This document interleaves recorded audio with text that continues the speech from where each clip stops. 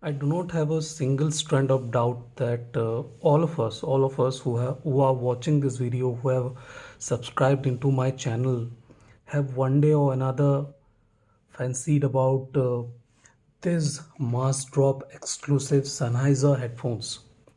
This is the Sennheiser SD58X Jubilee Edition, and this is the Sennheiser SD6XX. Both of these are really desirable in the audiophile market, and there is a huge demand for this even when they are very old. 580 SD 580 is around 20 years old, even around, yes, kind of 20 years old, and SD 600 is similarly old too. These are not new in the market, but Massdrop did something. They came up with the cheaper, more affordable version that are made by Massdrop. Let's start with the build quality. Jubilee Edition SD58X is slightly on the less sturdier side. It does not feel that kind of uh, put together very well, but it's good. There isn't anything wrong with it. It looks very similar, but do not have that kind of sturdiness of the 6XX. 6XX has better hinges.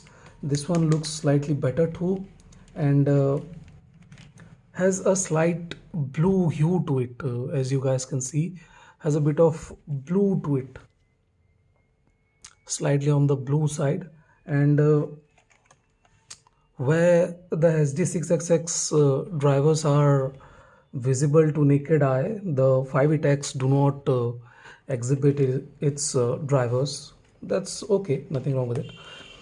This one feels a bit more sturdier. The hinges are a bit more stable. It does not feel that clumsy or clunky at all. And both use exactly same kind of pads. These are aftermarket pads, I believe, put up by Rutik Mishra. I would like to thank Rutik Mishra for loaning me this too, and that's really nice of them. I was auditioning this too for last couple of hours, and I made a couple of very interesting discoveries. Even though the SD6XX is very desirable, I would not recommend SD6XX to those who want triple extension, triple sparkle. If you want that kind of energy and sparkle, it does not have that kind of energy or crispiness to the upper mid, lower treble roll, upper treble kind of energy. Does not have that kind of thing in it. It sounds very good, excellent with vocals, but if you really are into vocals, you should look into the Olo S4X. That will rock your world. The smoothness with the vocals and the tingly nature of the treble region is just simply outstanding on the Olo S4X. But we are talking about this two here. Both have very similar type of lower end. It does not none of this overwhelm the other one. Both are very similar. They do not have a lead over each other when it comes to the lower end. This one is slightly more defined, 6XX, but 58X is not behind at all. It sounds equally good. It sounds equally good with the low end. If you feel that, yeah, you want a bit more definition, then yes, okay, go for the SD6XX. Now when it comes to the mid range, this one is very good. It has more texture, a bit more details, and sounds equally good as some of the planas, but it does not have that kind of organic feel to it. It feels good, there is no doubt about that. But where the planas, Rutik has the Sundara too, and while aiming, one can obviously see that the planar is a bit more organic. It has that kind of extra texture that this one does not have. This dynamic driver headphone does not have that kind of texture to it. It is good. It is very good when compared to the Jubilee 58X, but it does not compete with planar drivers here. So if you are confused that if you should get a planar for vocals or this, or you do not need to think twice, go for this. Go for the planar for vocals. Now this one has good vocals too. I will not say that 58X is bad with vocals, but the problem with 58X vocal is that it is not forward.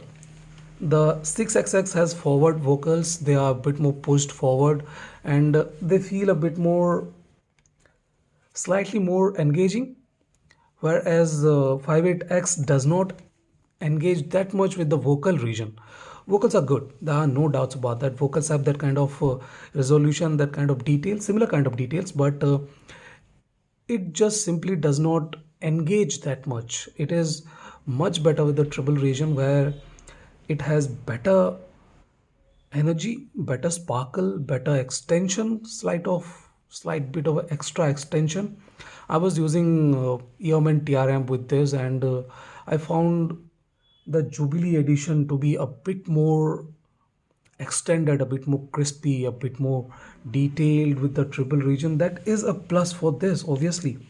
If you are one of those who want something all round that does everything good and nothing bad, the Jubilee edition is the answer to that. The 6XX is good. I'll not say that the 6XX is bad with the triple region, but then the 6XX is not that crispy, that detailed. The tingly nature is missing. The contrast is kind of missing. That shimmer is not there. It is good. It is not bad, but things could have been better, obviously. But that's that. These two have different flavors, no doubts about that. This is for all-round performance.